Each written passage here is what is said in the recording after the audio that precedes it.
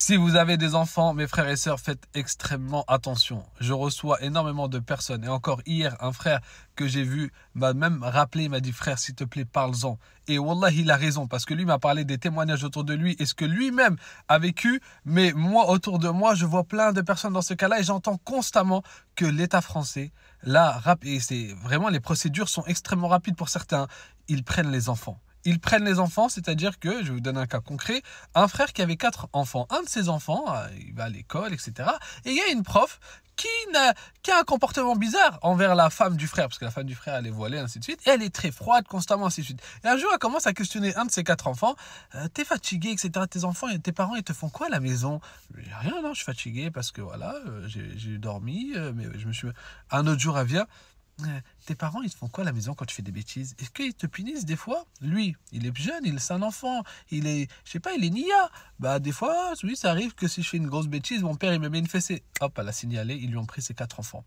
Et le frère, là, hier, qui m'a rappelé d'en parler, etc., il m'a dit que lui, il connaît un frère à qui ça lui a pris 2 ans dans les procédures pour faire sortir les enfants et 18 000 € utilisés.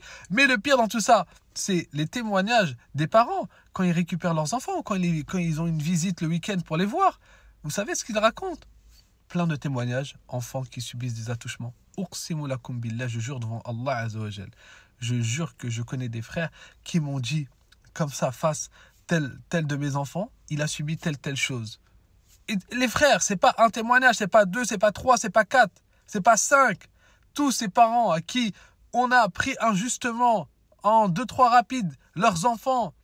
Et des fois, c'est d'autres enfants qui engrainent vos enfants-là qui sont niais, intentionnés. Oui, plains-toi à la prof, etc. Plains-toi à la CPE.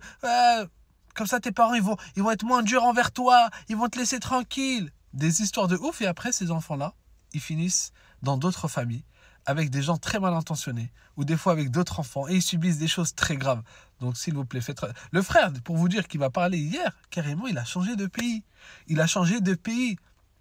Parce que tellement l'État, voilà, il avait trop de témoignages, et même ça a commencé à l'école, on a questionné un de ses enfants, on a commencé, hop, il est parti. Il est parti pour protéger ses enfants. Vous vous rendez compte?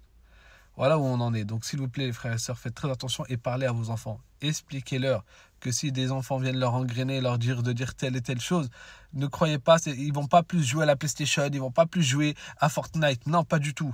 Ils risquent de finir dans d'autres familles et ils risquent de finir avec des gens qui n'auront pas la bienveillance que vous, en tant que parents, vous avez envers eux. Donc prenez ce sujet très à sérieux, s'il vous plaît. Partagez cette vidéo à des parents s'ils ont des enfants qui sont à l'école en France, parce que ça touche beaucoup de gens. Et par Allah, les frères, et si je jure, c'est vraiment que c'est important, que ce genre d'événement, quoi qu'il arrive, ça marque vos enfants, donc prenez pas ça à la légère.